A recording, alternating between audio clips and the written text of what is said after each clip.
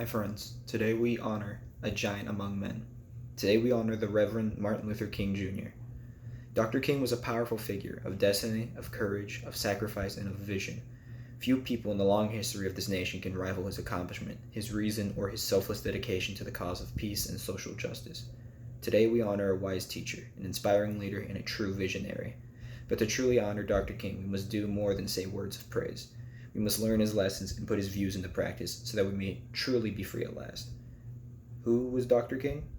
Many people will tell you of his wonderful qualities and his many accomplishments, but what makes him special to me, the truth many people don't want you to remember, is that Dr. King was a great activist, fighting for radical social change and with radical methods. While other people talked about change, Dr. King used direct action to challenge the system. He welcomed it and used it wisely.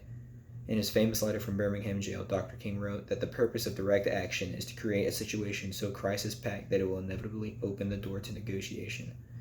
Dr. King was also radical in his beliefs about violence. He learned how to successfully fight hatred and violence with the unstoppable power of nonviolence. He once stopped an armed mob saying, "We are not advocating violence. We want to love our enemies. I want you to love our enemies. Be good to them. This is what we live by. We must meet hate with love." Dr. King knew that he very probably wouldn't survive the struggle that he led so well, but he said, "If I am stopped, the movement will not stop. If I am stopped, our work will not stop. For what we are doing is right. What we are doing is just, and God is with us."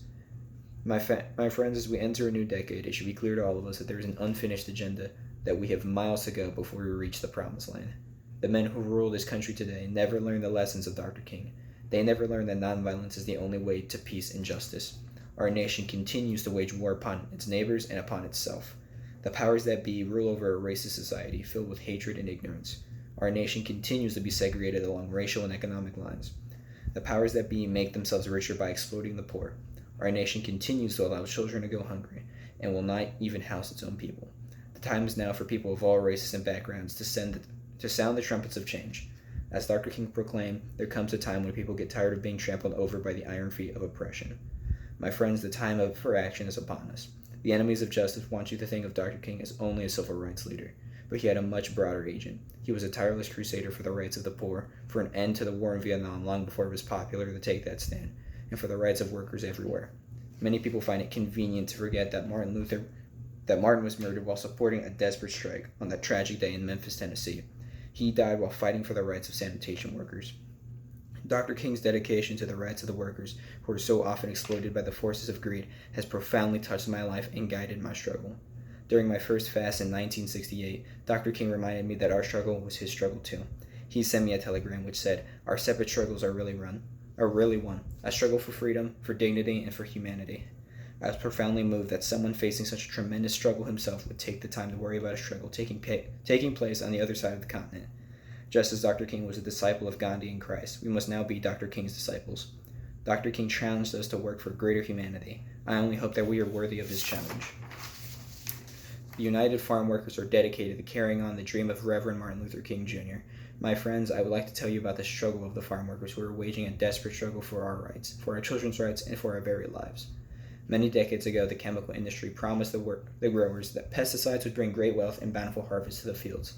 Just recently, the experts are learning what farm workers and the truly organized farmers have known for years. The prestigious National Academy of Sciences recently concluded an exhaustive 5-year study which determined that pesticides do not improve profits and do not produce more crops. What then is the effect of pesticides?